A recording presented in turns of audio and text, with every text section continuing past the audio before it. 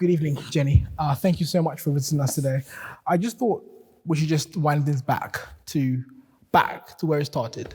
Tell us about your childhood. What was it like being Jenny back when you were younger? Well, I grew up in Southampton. I was born in 1965. My mother was a legal secretary, and my dad was a marine engineer. I have a brother who's 4 years older than me, and he was a very keen, he loved animals. So I always sort of compare our house to a little bit of a zoo when I was young. Actually, there were animals everywhere. And I was very lucky. Both of my grandmothers were needlewomen. One of them was the local dressmaker to the community, and the other one was much more sort of creative embroiderer. So I think when I sort of grew up, I was just surrounded all the time by creativity, and I think sort of making things and, taking your ideas into something, in a practical sense was always something that I did from an early age. So yeah, I had a wonderful childhood. It was, like I say, it was very sort of, we all had our own projects all the time. My mum, was very much a sort of creative person. She was painting, she was doing sculptures, and my father, he was sort of, again, he was artistic. But unfortunately, both my parents, they left school at 14, so they never got the chance to take those sort of talents further. Amazing. So early on, you had a lot of nurturing towards the art direction. There's a lot of support having parents who were very, very well versed in sort of like creating clothes and so on. Do you think that you owe or perhaps ascribe your current passion for clothing to the upbringing you had with your parents, or was there a moment in which you sort of knew that the fashion world was one for you? There's a few different things there. I think in a way, when you say my parents nurtured us, I think when I think about how they were with us, they never stopped us doing anything, except for when we had sort of tea time and dinner time. It was clear the table, whatever you're doing. But they never, whatever we wanted to do, they just said, yeah, you can do that. And they weren't sort of sat there helping us. We didn't have tutors or anything. It was just very independent sort of studies in our own way. And my mum would be doing what she wanted to do, and everyone would be doing their own thing. And if you weren't doing something, I think there was always, you had to be doing something. I think that was one of the most important things in our house. You couldn't sit around, and obviously in the sort of 70s, there wasn't much going on, so you had to do something anyway. So yeah, I think, and when you did something, it was like, yeah, that's good, and then we'd all be on to the next idea. It wasn't like, oh my God, that's the most amazing thing in the world. So it was just normal to be doing and making and sort of producing something creative. Oh, exciting. Since it was very normal to produce and creating stuff, what was the first piece of maybe fabric art that you made that you were thoroughly proud of, and why were you so proud of it? Well, I mean, when I think back, obviously my relationship with my mother was all about sort of fashion and creating things. She'd be making clothes for my dolls, or, and I'd be watching her do that. And then obviously sitting watching my sort of grandmother making clothes for me, for my mum. So I think, I was definitely very interested in making clothes from an early age. I think the first thing I made at school, where it was sort of like a proper garment, was actually a corduroy skirt. And I learned very quickly that you can't cut corduroy both ways. And I had this terrible panel that used to really annoy me because it was a different shade to the rest. But I think from the very beginning, if I did something, I wanted to do it well. And, something like that would really sort of irritate me. So, yeah, I think that was probably my first garment. And then obviously as I got into my teens, we'd be going out on Saturday night, go out, buy some fabric, turn it into something. It was all about looking very individual, very different. So that obviously sort of came into sort of making me sort of more creative. And then I think when I was about 14 or 15, I kind of I was still interested in what I looked like and making things for myself. But then I discovered that there was a job being a dress designer. And then I think then I started thinking about dressing other people. And then I think the imagination sort of opened up. Yeah, a lot of that involved actions from you. I was wanting to ask a question that relates to perhaps nurturing and help from the education system. And I'm sure you're very well aware of the fact that recently the government is pronounce potential cuts, the different types of subject matter that they ascribe low value to, which include a number of art and vocational subjects. You studied at Southampton Solent University of Art. How useful was your time there in comparison to sort of what you think of the recent government rhetoric around funding for arts and supporting students who want to go into art vocations? Well, I think I decided when I was about 15 that I really had finished with, academic subjects. I just really wanted to get on and be creative. So probably the biggest argument I ever had from my parents was letting me give up A-levels and go into that Southampton course, which I think was called a day tech course. And it was a foundation in fashion.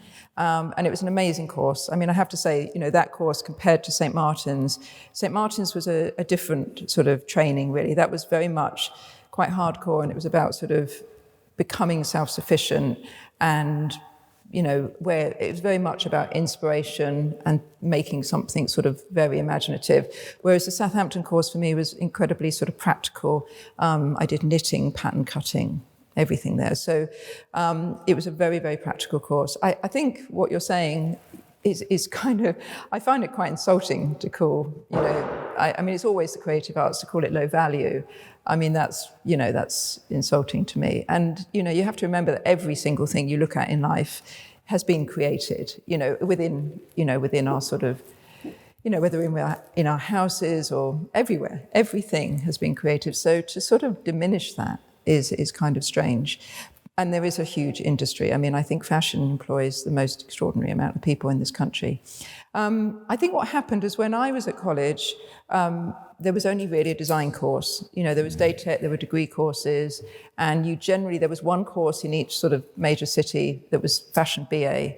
And so when we set up our business, most of the people that we employed for at least the first 15 years had come from design courses. So the production manager, the pattern cutters, everyone had done design, not really trained in that particular subject, And then as time got on, obviously the courses opened up, and we have courses now on buying, merchandising. There were sustainable fashion, everything. So it's become an incredible sort of industry in itself. So I think it's become so much better. It'd just be such a shame to start sort of, kind of taking away from it again. Brilliant. Going on to your love for fashion and perhaps your philosophy of art. In your book, you talk a lot about your creative process and how you come about ideas, how you break them down, how you test them, how you sort of like work through resilience with criticism and so on. I wanted you to sort of talk about your artistic process from inception to perhaps when your garment is on a celebrity or a royal member of family body, on how it starts from point in your mind to when it's on the red carpet. Well, that's what I love about what I do, that you can start off with a pencil and you end up somewhere, you've created something that's on a red carpet in the other side of the world. And I think that's the thrill a lot of people creative get, is not just, that bit, it's the bit in between as well. And I find the creative process sort of fascinating, really. And I think, you kind of study yourself and, what makes you tick, what kind of inspires you, what time of the day you're more, sort of creative. And it's a question I get asked a lot, sort of how do you come up with the ideas? Well, I think also, I think one of those things is you're generally on a roll as well. I mean, we do sort of four evening wear collections, a bridal collection, possibly 2 or 3 other projects during the year. So we're continually creating. And if you see a design that's sort of successful, then you start working on it a bit more, and you take it into the next collection in a way that maybe is unrecognizable, but you've sort of kept the elements that made it commercial. The best dress in the collection to me is the one that sells the most, because that's the one I got right. So my job is obviously to sell dresses to keep our business going. So for me, I really look at those dresses and I think, what was it about that dress that worked? And sometimes you don't really know when you've done the collection until you've shown it to people. which ones those pieces are. And the buyers from all the stores all over the world, they tend to home in on the same ones. But I think the creative process from the beginning, I think inspiration, I think I read a book once about a dancer called Twyla Tharp, and when she sort of creates a dance, she calls it scavenging. So you go into this sort of zone where you're looking all the time for ideas, and you're sort of collecting them, whether you're collecting them in your head, on a Pinterest board, on a sort of pin board in your office. You just start bringing things together, and then from that. And that sort of is quite fascinating, because sometimes I can do all of that work, and then when I sit down, I can actually draw something completely different. Maybe I thought it was all going to be about Pre-Raphaelites, and I start drawing kind of dresses to go into space. But I think that, but that's okay, because you've done all that work and you've got it in, and you're processing it, and maybe that's what's sort of come from it. But then obviously in our studio, we've all put our ideas together. We're sort of, then we do a range plan. And then from those colours, the colours are always quite first, actually. We think of the colours first, and then the sort of concept, and then we analyse what we sold from the previous season, what we need to include in the collection for our different markets, and then we put together the collection. And it's like a jigsaw, really. We've got a blue one here, we've got a pink one here, this one's going to sell in the Middle East, this one will be good for America. And then gradually you form the collection, and you keep going back to it and changing it. And then, if you're like me, if you're lucky enough to actually be cutting your patterns where you work, I mean, obviously a lot of people work long distance with that through the factories, but I'm lucky enough to have a team to do the sampling, and then you're working through the designs again. So it's almost like you design them and then you redesign them when you're working with the pattern cutter. Oh, wow. That's impressive. Given that your analysis on what is good fashion is that which sells, how do you react, or how do you take in criticism when perhaps a work of art you do, a dress doesn't quite sell as well as you wanted it to, but you really thought it was really good and you really like it? How do you deal with that and push on? Well, I mean, obviously, when you produce anything that you're going to put before people to choose from, you're trying to sell something. I mean, I love selling things. I love it when somebody wants what I've created. That's good. Some people are not bothered, actually. Some people like to create and they don't care what anyone thinks. But I think the criticism, I think it's hard.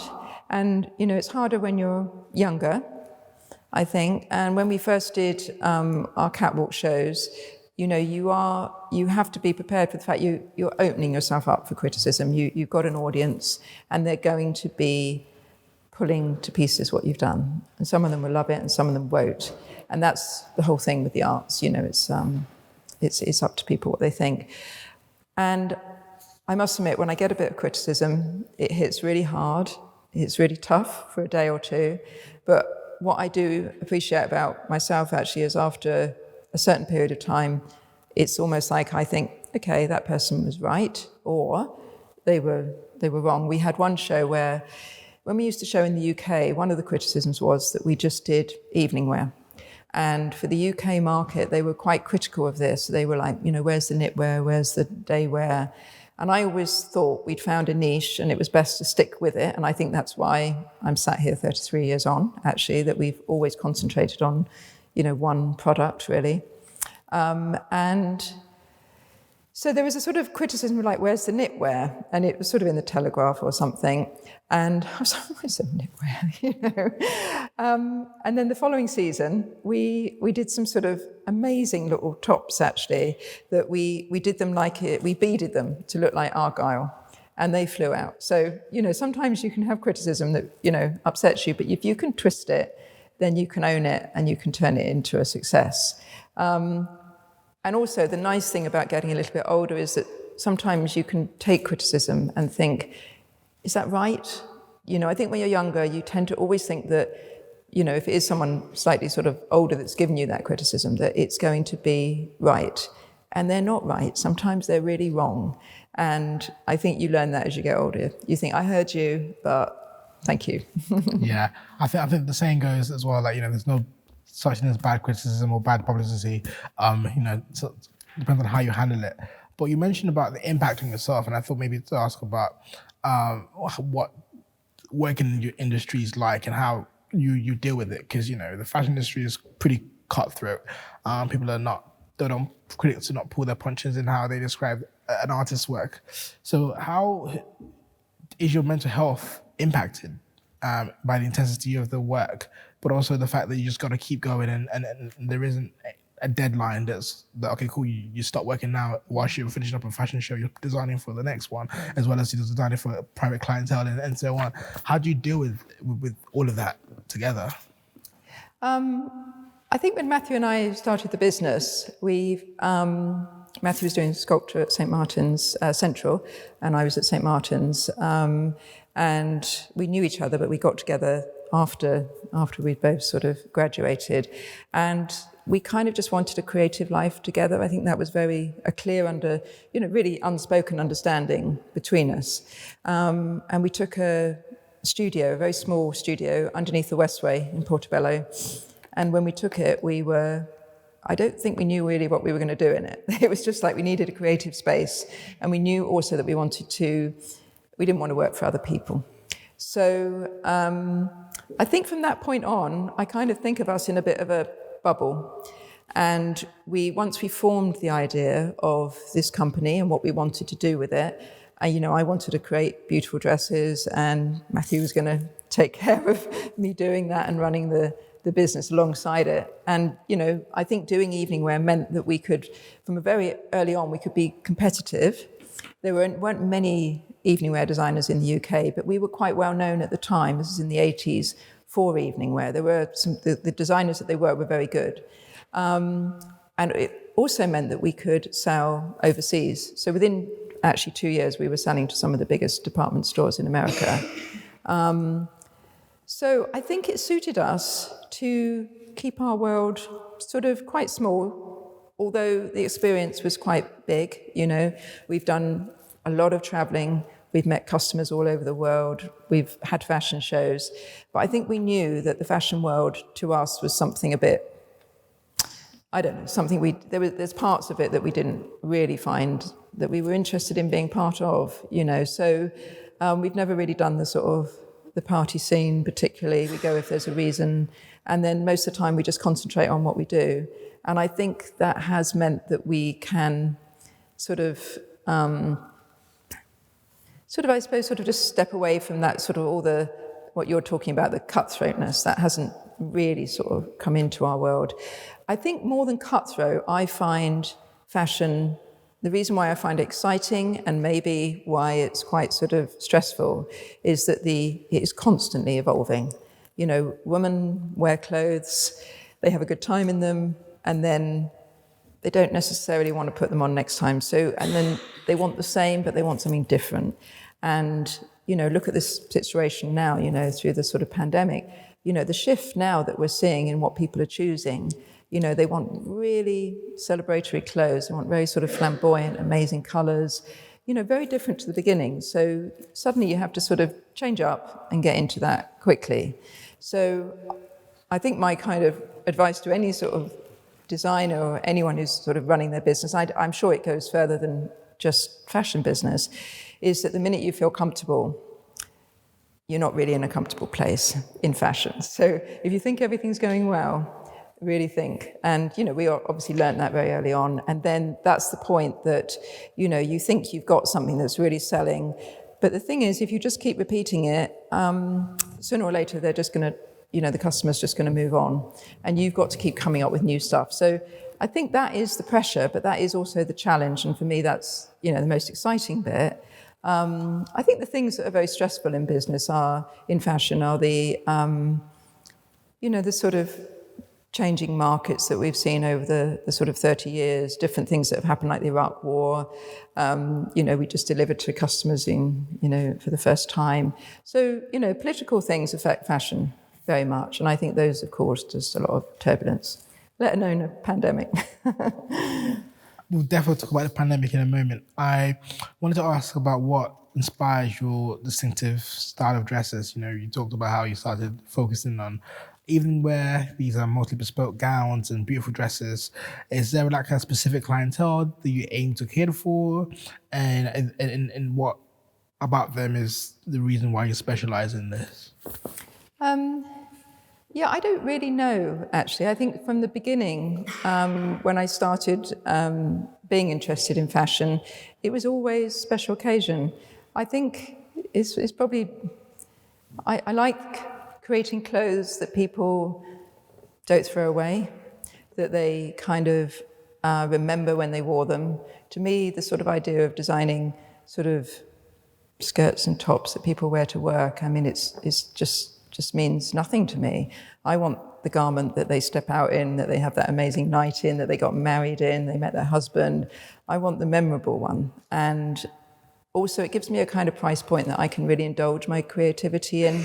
I can really create that garment. I think I always wanted to do the whole thing. So whether I sort of printed it or I sort of knitted it, or, when I was able to start doing beadwork, it meant that I could not just get some fabric and do a great shape.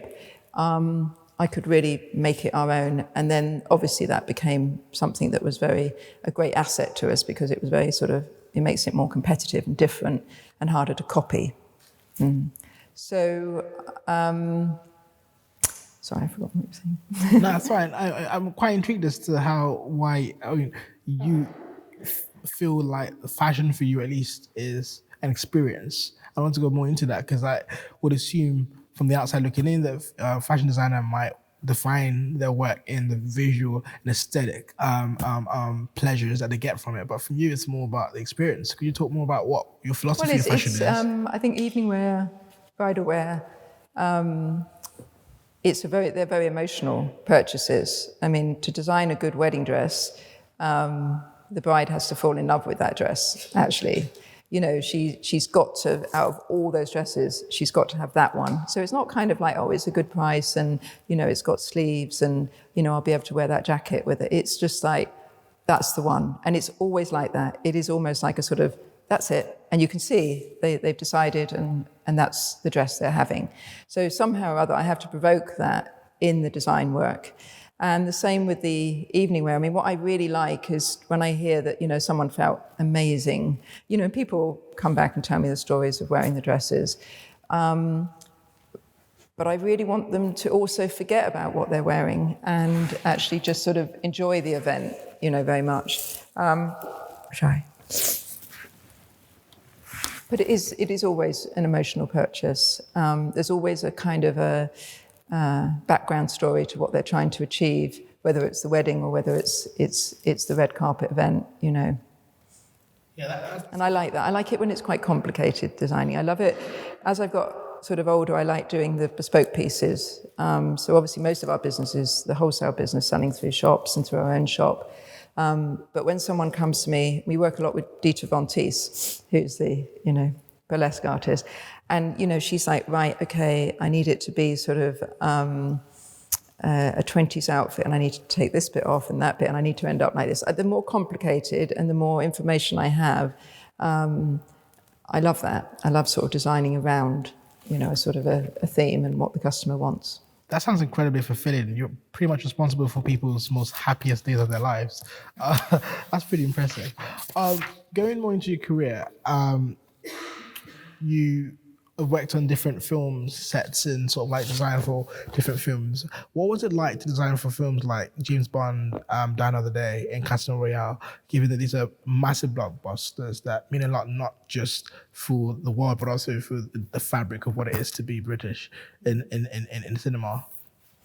Yeah, that was very exciting. And we've recently worked with Eon Productions to put together, a collection of Bond dresses from the past, because they're celebrating 60 years. And that was wonderful to actually look back at all the Bond films and either take inspiration from the film or, two of the dresses were ours anyway, and then look at all the films. I have to say up to probably about the 80s, most of the women are wearing bikinis most of the time. So, but there aren't as many Bond dresses as you think, actually, when you look through. I think the best thing, it was wonderful, having a dress I mean, the first one, which was Rosamund Pike in Die Another Day, she's actually only wearing it for about 2 seconds before it falls on the floor because she's just jumping into bed with Pierce Brosnan, I think. So the next one we did, actually, for Casino Royale, we sort of laced it all up the back, and she sort of dies all tangled up in the hammock, but at least she kept the dress on, which was a plus. But it's really nice to see your name come up at the end of a Bond film. Actually, I think that was a little plus. Actually, just wait right to the end and it comes up. But again, I think when you do what I do, you're sort of constantly doing fashion and collections. When you get those collaborations that come along, where you're working in a different area of fashion with a costume designer, it's very interesting. The costume designer for Casino Royale came. She said, we want a pomegranate type dress, and we designed that dress for Caterina Marino. And she said to me that I met her about 4 or 5 years ago, and she said that dress changed my life. She said from the minute she stepped out in that dress, her career, everything sort of took off and changed. So, that was nice as well. And we've just actually sent her one now. I didn't realise she didn't actually own one. But we did some stuff with Harry Potter. That was fun. Got to go to the film set. I've been in the big hall. That's amazing. Yeah. You mentioned quite a lot of people that, your dresses and your work is sort of like, inspired. These are major cultural icons, and it must feel amazing to have your art worn by them. Also appreciated with the likes of Taylor Swift and Taylor Swift and Keira Knightley and so on. Could you tell us more about perhaps which person or perhaps which event is the most meaningful for you out of the ones that you have experienced over the years? I don't think I can, actually. I think we've dressed so many people, and I think at different points they've meant different things. I think we dressed our first sort of A-lister. Maybe I'll just talk to you a little about the whole red carpet thing. When we started our business here in the UK, one of the most exciting people was one of our very first celebrity, who was Wendy James from Transvision Vamp. She came along to our studio, took a dress, sent it back in a jiffy bag, which is the way that it does happen. That was probably one of the most exciting ones in a way, because it was the sort of first one. And then when... So we started dressing, people in the UK, and we were dressing a lot of sort of TV sort of people. And then I was getting more and more frustrated because I really wanted to dress sort of A-listers and people in LA. And then we had to almost sort of stop dressing anyone for a little bit, so that, because the A-listers will only wear, if they're confident that other A-listers are going to wear as well. So we had to almost sort of be rediscovered, actually, from Hollywood. And Sandra Bullock was the first A-lister that stepped out at the Golden Globes. And like a lot of times, I didn't actually know it was going to happen until I sort of found out the next morning. So there's different ways of dressing someone, and it is very challenging, because the big labels can often pay quite a lot of money to dress people, and we've never paid it to dress anyone. So we've had agents that we've worked with in LA. They'll have the collection. Stylists will come in and choose from there. Or sometimes the stylist will come to us and we develop something sort of long distance. We did a dress for Viola Davis for the BAFTAs, and they wanted it in sort of different shades of blue. And somebody from our office flew over with the dress, got all the way to LA, and she said no, she didn't like the blue colours. So we had to redo it again. So it is a bit boring when you have to do it long distance. The most marvellous way is when I actually get to meet them myself and work directly with the celebrity, which is rare, but works out very well. So I'd have to say that if you get a dress on the red carpet, it is quite an achievement, actually. So whenever we dress anyone, I think, in the office, it's like, well done, everyone, look what we did there. Wow. Is there a bucket list, perhaps maybe a project or artist or icon that you'd aspire to design for? Yeah, mine's a quite funny one, actually. I would love to dress Tilda Swinton, mainly because I don't think she would ever want to wear Jenny Packham. And I like the challenge. I'm absolutely sure I could create something for her, and I'm just such a big fan. but I'm going to have to sort of, I've got that as my sort of goal, sort of trying to sort of work my way towards it. But it's quite sort of quite a difficult one. And at the moment, I'd love to dress Lady Gaga, I think we have been sort of sending out things to her recently. So we'd really like to see her in something really, I don't know, ethereal. That'd be exciting. So moving on to like talking about the industry you work on, the fashion industry, quite like other industries, recently it's been scrutinized by different movements, notably the Me Too movement, and with people calling out the industry's sort of culture. I wanted to ask a much more nuanced question about whether you can tell us more about what it is like being a woman in that industry now in comparison to when you started 33 odd years ago. Yeah, I don't know. I mean, I think there's obviously there are a lot of women in the fashion industry. And I think it's sort of, I think often, a lot of the decision makers, are sort of men. I think it's changed dramatically since we started. We always used to laugh, we have to meetings with the bank and we'd have our sort of new brochure, some photos of our new collection. And I'd sort of, Matthew and I'd be sat there and I'd say, this is our new collection. And the bank managers used to just move it to one side and say, I'll show the wife. And that happened 2 or 3 times. I'll show those pictures to my wife, see what she thinks. And it was like, that's our product. Push it back. So, yeah, I mean, talking about that now, your face says it all. It's, it sounds pretty archaic, doesn't it? And that's only, 25 years ago. So, yeah, things have really changed up. And I mean, things like the business of fashion and these sort of online sites now that are much more kind of serious and kind of professional about this business. I think they've really taken it into another place. I mean, as far as sort of, the model scene, which was, I think, everyone's agreed was in a very poor state. I think we have seen that improve. I think there's still, I don't see as many, unwell girls coming in for castings. It's changed. But I think there's still a lot to do. And obviously what we saw from the whole sort of, Me Too, everybody wearing black, it's very sort of empowering. I mean, I think fashion has a job in itself. It's very kind of visual, we're all connected to it. And therefore, the more that we can do to add diversity is influences. Oh, wow. So it seems that you said we've come quite significantly in some way from back in the day. I wanted to hear more thoughts on perhaps other forms of diversity and inclusion for fashion. What's your thoughts on perhaps how much further we have to go for inclusion of, all body types, orientation, races in fashion? What status, how would you analyze that right now? Well, I think, I was thinking of this question. I think whereas in the past I sort of, personally, I was sort of unconsciously inclusive, I think the job now is to be conscious about it and make sure that you are, you've got the balance. We did a fashion show in New York. It was a bridal show, and we had Ashley Graham, who's since kind of gone on to, she's a star now, really. And I think we had a couple of plus-size models in a bridal show. And at the end, we had a standing ovation.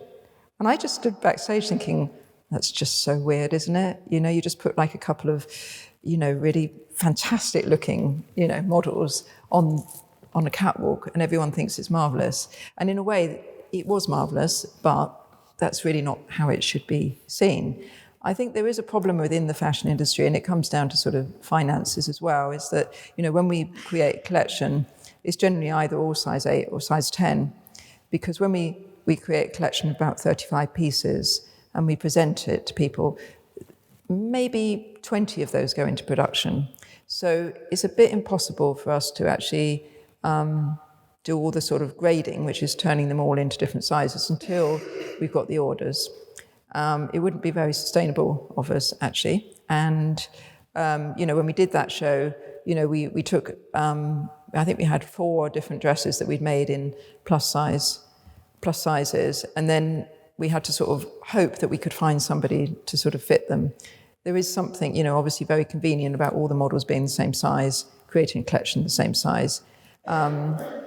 But I think most women, I never have a problem with looking at, models in magazines. I don't sort of think, oh, I don't want to buy that. It just passes over me. So, and I think that's how most women feel, actually. So it's just something that, will change as time goes on, I'm sure. And I think we're seeing so many fashion shows now where, there's so many sort of different people involved in them. I think we are really moving away from, the classic look. Yeah, definitely. I think you also like touch quite briefly on what you're doing to be much more sustainable. I wanted to talk about perhaps much more generally what you think the industry needs to do to improve its sustainability, both in brands and also as an industry. Well, I've come to the conclusion that, our company will do what, companies have to do, which is they do their housekeeping sort of in-house, making sure that we're doing sort of recycling, packaging, etc. And then I think the next stage is looking at the garments, making sure we're using recycled sequins. But I think we have to, in this transition period that we're going through, we all have to have, sort of understanding and actually kindness towards people. You can't sort of slam someone down because, their garment is not completely okay. It might be that I create this, but maybe only this shape sequin is recycled to start with because it's quite hard sourcing things at the moment. But you just have to know that you're going to have to do it. The biggest, I think, single thing that I can do to try and help, sustainability is to dress my clients who may be on the red carpet, women that influence in something that is recycled, because then they're going to influence parts of the market, the fast fashion, that is really, a problem. I think every minute we buy 2 tons of fashion in this country, and I can imagine we're throwing away an equal or half as much. Every pair of jeans is 3,000 litres of water. So it's not just the manufacturer, they have to change that, but it's our requirements for newness all the time that has to evolve, and I think we have to look at, do we really need to go and buy some more t-shirts, and change that up, buy something a little bit more expensive that will last longer, that you will get your sustainable 30 wears out of. And then if you are going out at Christmas, get one of your evening dresses out and do something new to it. Maybe go and buy yourself a new pair of earrings to go with it rather than buying a whole new outfit. So I think it's both sides have to work at it. But I like to think of it as more sort of regenerative rather than sustainable. We not only sustaining things is not really going to help. We have to create a new way. Brilliant. You sort of like preempted my next question on fast fashion. I was going to ask your thoughts on this and how you think we can help combat its effects on the environment and also the exploitation of the global south. I think fashion is always consumer-led. So somehow or other we do have to convince people to buy, when they go into, I'm not going to name any shops, but I often see people coming out of them with sort of huge bags full, and the clothing in there is so cheap. And I think if you're buying a t-shirt for £2 or £3, you've got to know that someone has suffered for that t-shirt, because that isn't, I know the margin may be very small. So if you're buying 2 instead of 1 because you think, wow, that's an amazing price, think again. And, I think you just don't need those 2 bags full, So I think I don't know how we change the consumer. I think we have to educate people into sort of understanding the damage that it does. Thank you. I'd like to open up the floor for questions. Please remember that wait till the microphone is given to you before you start speaking. Would anyone like to ask Jenny a question? I recognize a member with the brown jumper. Thank you. This past year and a half has been tumultuous for the industry, and I'm sure perhaps your relationship with fashion or your client's relationship with fashion, how would you perhaps add a final chapter to your book or a next section of what you've learned in this time, or how your relationships changed with Yeah, I mean, it was extraordinary time for us. I think during our sort of years, maybe if we had a sort of difficulty in one market, we could swing round to another market to pick up the business. And this was just like, nobody wants what we make overnight. Nobody's going to get married and nobody's going to parties. And whereas we would normally sort of think, okay, what can we do? What can we do that's going to, make this work? We need to sort of change out the product or the collection. We were floored. There was just nothing we could do. And it's, it was a terrible time. And I don't like to sort of talk about positives coming out of it. But if, my personal experience was that, I had, for the first month, no one came into work. I mean, the whole thing was so sort of shocking. We were in the middle of a new collection. We just sold a collection and we had all these customers just cancelling it all. So what we did was we used that collection that we'd made and we put it for the next season. So in a way, I skipped a season, which in the first time in 33 years, it was quite novel, actually. And there was a bit where I felt like, I remember listening to Marc Jacobs and he was saying, I just can't stop designing and, etc. And I was just like, I can't do anything. I feel sort of frozen here. And then I realized that this was an opportunity to really have a bit of a full stop in the business, or a comma, actually, and sort of creatively think. And suddenly all these designs that I'd done before, the lockdown, which were for the next collection, I looked at them and I thought, these are all wrong. This is just like, we've been doing that shape for years and nobody's going to want this now. And it was kind of like, and then there was sort of an opportunity opened up to do something different. And I felt kind of creatively very sort of alive again, actually. And now, like I'm saying, I think evening wear, I mean, if you look back to sort of, the 30s and, difficult times in history are always followed by sort of boom times as far as people wanting to celebrate and dress up. And I think for us, we're going into what hopefully will be a sort of a good time for us, where we can sort of really let go a bit. I just felt it was a period of reinvention for me, and that was more about time, because I don't get hardly, the minute I've finished a collection, I'm on to the next one. And I don't think creatively. I think this is why a lot of designers, you hear them, the ones that work for the big houses, etc. They can have breakdowns, etc. Because you need that space where you kind of just reestablish and think about things, and maybe you're not straight into the next collection. And it was an opportunity, I suppose. So, and from a business point of view, we were forced to look at how we were, things that were in the pipeline that we really wanted to go more sort of online, but people weren't really buying sort of bridal dresses or, evening wear online particularly. We had a bit of a business going with it. And now I would say that is how we're mostly selling our clothes. And it's opened up a whole load of new markets for us, all over the world that we couldn't reach before. And we did a bridal collection with an online site, Outnet. And, we're seeing a take-up. I think we've all evolved with our online buying, haven't we? I think we all sort of, I used to get so many things that I had to return, and now there's less of them. I'm getting used to sort of doing it more, and it's very convenient. So there's a nice balance now between the retail experience and maybe online buying, which is something that we definitely speeded up. Sorry. Thank you. We have time for just one last question. I recognize the member with the green jacket in the front row.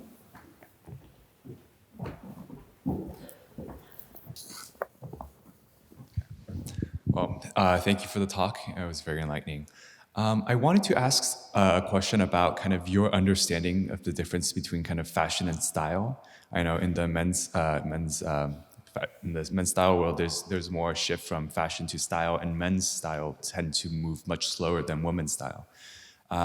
Do you think there's a need for kind of a different analysis of how fashion and style is kind of integrated? And do you think that in regard to sustainability, that we should maybe curtail the fast, kind of the ever-changing kind of development of fashion and haute couture? Yeah, thank you. I think it's about, to answer the last bit of your question, I think it's about sort of reinventing, the clothes that we have. I mean, I'd have to say that probably in my wardrobe, I probably don't need to buy anything. I could sustain for sort of probably about 3 years, I think, and I think most of us actually could manage. So I think, but I'd get bored of them. I'd get bored of my clothes. So I'd have to I'd probably start getting a bit more experimental with mixing different things together. To me, fashion and style, when I think of style, I think of, when I create a dress, if you put it on two different people, they've got two different types of, two different styles. And I think to me, style is that sort of what we bring to the clothes ourselves, and fashion is what's hanging on the, the hanger, really. So I mean, most of us are so busy now. We don't I don't think we get to spend as much time on sort of, how we look. I mean, it's a very giving thing to dress well. You're presenting yourself to the world. People are sort of, enjoying what you wear, if you wear good colours together, etc. And I, when I do see a woman that is sort of dressed in a sort of interesting way, or there's nice details, I really sort of acknowledge it, because it is a kind of, I mean, we dress for ourselves, but it's also a very sort of giving thing. So I'd like to see people spend a little bit more time. I mean, during the lockdown, I thought, we all kind of went to pieces a bit, didn't we? With our sort of leggings. And now I think it would be nice to see people sort of caring a bit more about how we present ourselves. And there's so much power in dressing as well. I think, we can sort of make things happen, by the way that we wear things, and we can influence our lives. So I don't know if I've answered your question, but I've kind of gone around it.